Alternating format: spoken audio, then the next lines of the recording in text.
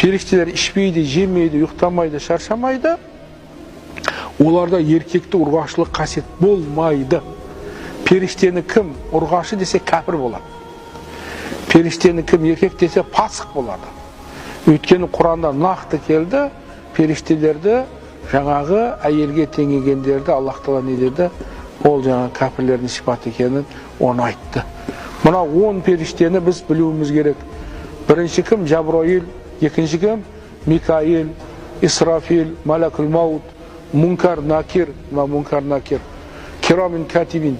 Мункар Накир қабырда сұрай тұрған, ал Кирамин Катибин мынау жаңағы оң жақта, сол жақта отырған періште.